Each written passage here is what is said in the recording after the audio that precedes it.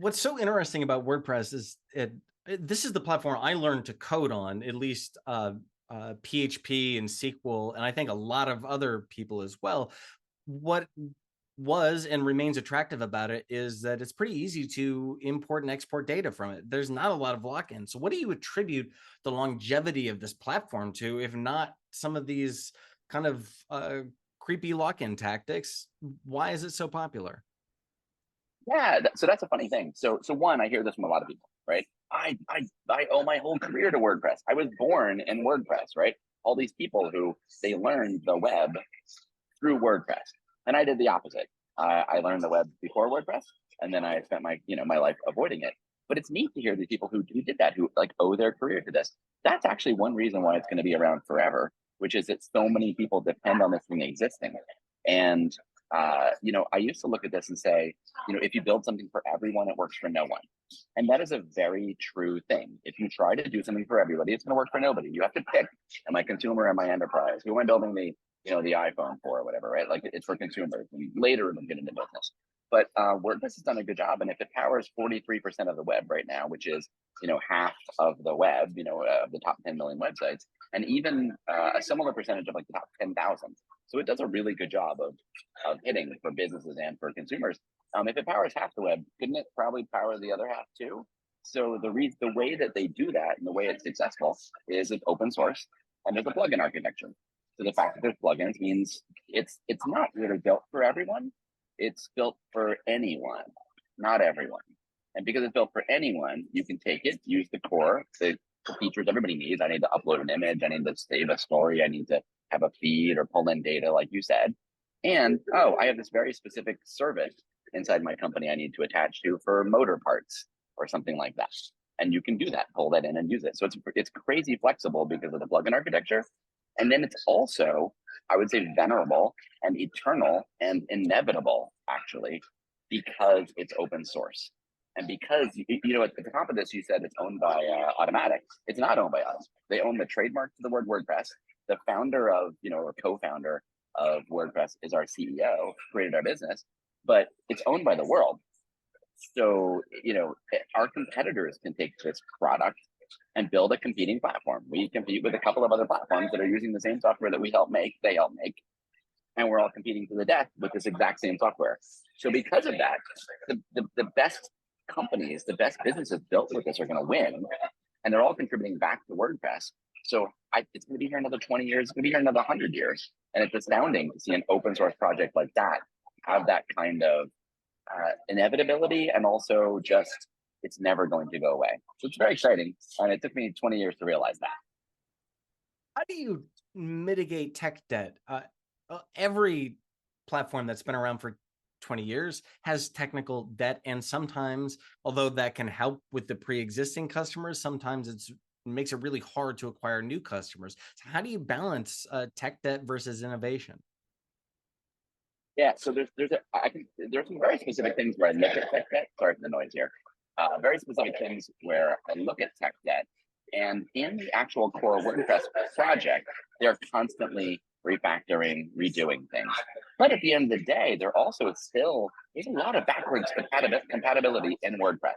Older versions of PHP, older versions of MySQL, older versions of WordPress itself, right? Making sure that plugins work backwards. And even their sort of their data model, this idea of posts and comments and users, it's been around for 20 years. Like that hasn't changed. So they've been able to do a crazy amount of innovation while still supporting this legacy posts format. So they have a thing called Gutenberg blocks, which is the block editor, which is what we've dreamed about for 20 years, 30 years. Like, oh my God, wouldn't it be great if content wasn't just one big long document, but it was actually blocks of paragraphs and lists and galleries and other kinds of structured data. And they're doing that, but they're actually doing that by jamming it back into that legacy posts format. So if you're using an older piece of software, or you're pumping this out to the web, your content still works perfectly. But if you're doing something more sophisticated, like our customers do, the enterprise customers, you can pull that data out into some headless kind of setup and pour it into React components or a mobile app or some kind of who knows what. So they've done a really good job of maintaining backwards compatibility in a way that I haven't seen software do. And it's just hard. And part of the reason it works is there's so many eyes on this. So when you look at proprietary software versus open source, you know, you think, oh, open source is insecure. People can see what's going on. If there's a flaw, I can exploit that. This is open source is just a great place for hackers, but it's also a great place for like tens of thousands of people to be plugging all those flaws, to be fixing all those things, to be constantly iterating and upgrading. And so evolutionarily, it's just an incredibly smart way to make software. And clearly, you know, you watch these things. MySQL came out in, I don't know, in the mid 90s, early 90s. I mean, these things are going to be around for a long time, and it works because of all of those eyes, all of those hands that are helping make these things go. To that end, it seems like every social platform, as well as other content management systems like Substack, are kind of struggling with this idea of content management system, content moderation, whereas WordPress has this community that has been fairly functional for a long time. What is your secret sauce? Like, how are you doing moderation in a way that encourages your community to do what you said, which is to kind of plug a lot of the holes and behave in a way that is productive without devolving into kind of what we see across the social web, which is a lot of spitting and anger? Yeah, so that's an interesting question. So, and you're not talking about like content moderation, you're talking about sort of the community moderation and how do you get a bunch of Yeah, people to the work together, content and community, right? right? Yeah, I honestly don't know. So it's funny because of all the things that go on here, like the open source part is the one that's least like me, right? So I joke that, you know, Matt Mullenweg and I have both built, you know, content management systems. I said I built like 2 dozen. He built one. I sold mine to the highest bidder all these years. So I, you know, worked with all these famous, you know, high scale brands. Like I'm perfect for this enterprise role here with all these big, you know, crazy needs, extreme things. But and I love building tools for creators. So does Matt, right? Like clearly, I love building a remote team and working globally, no offices, and having a distributed team. And I've been doing that longer than WordPress has been around. So does Matt. His whole company is 2,000 people all over the planet, and we have meetups. It's cool, but there are no offices, right? But the place where we don't like align is he's like, next step, give it away for free, and I'm like, wait, next step, sell it to the highest bidder. So I have this. I'm not like, I can't tell you the secret sauce of why the open source thing works.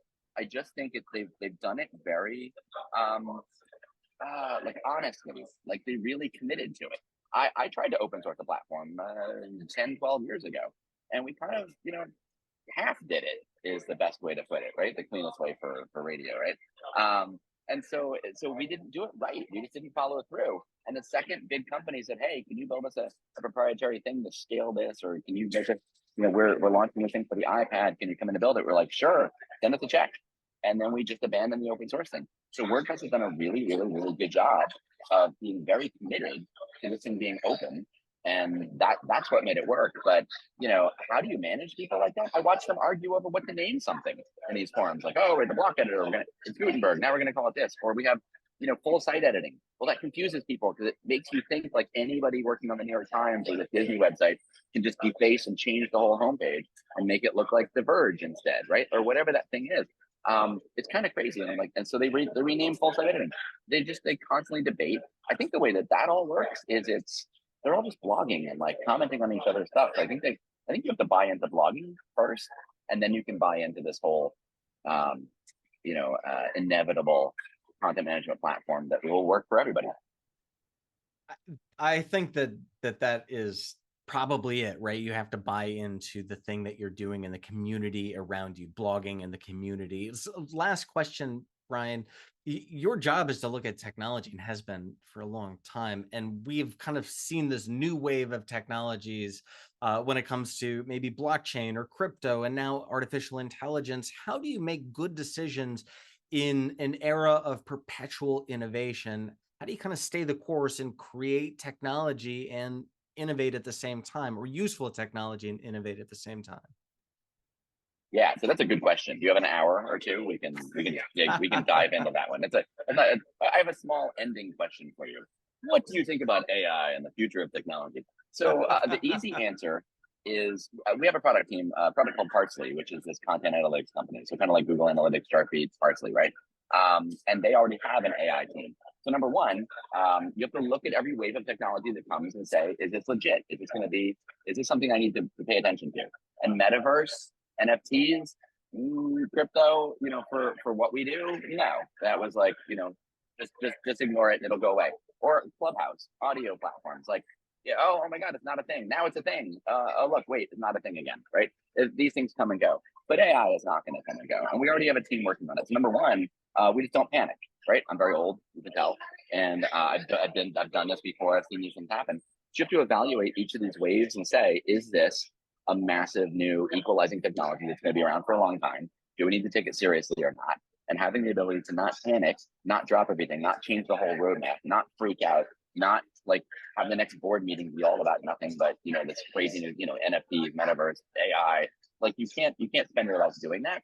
You have to be just very sober about evaluating these things. And I have a framework for evaluating them, and I can give you the list of all the things that are ignorable, and AI is not ignorable, and there are good reasons for it. And the longer answer, which I'll give you the short version of, is that this wave isn't artificial intelligence. It's actually artificial creativity. And that's why people are freaking out, because it's taking the creative jobs in a way that nobody expected it would ever do. And we have a platform for creators, the most important, famous, high-end creators. I mean, you look at, like at the Rolling Stone, New York Post, all these different brands. These are creators. And this thing is freaking out creators and companies that make content. So it's a big deal. So we have to take it seriously. Two, it's the right thing to do. And we have ways that we're doing that. We're working with our customers to say, how do we give you the network effects of all of this stuff, but not make you feel like we're using your data to help your competitors? And we have to look at what data we have, which is proprietary, or let's say proprietary is the wrong word, exclusive. We have access to exclusive data, some of the world's best content. Guess what? Google can scrape that. They have access to that too. We also have the performance data though from Parsley to say these pages will perform better because we see going backwards traffic. So actually taking content plus traffic is a million times more powerful for AI than just having access to content and saying we're going to build a tool on top of this content that helps you write better. We're going to help you write better and know that what you write is going to perform better and replace underperforming content. So anyway, we have a way that we look at it. We're already on top of it. We have a team that works on it, led by a guy named Conrad, who's a genius. And I was like so glad that they bought Parsley a year before I joined here. Like, oh, what a great move my boss did. And it's good. So we're excited about the future, and we're taking it seriously. But man, there are so many other things we just listed that you could totally ignore, and we did, and they came and went.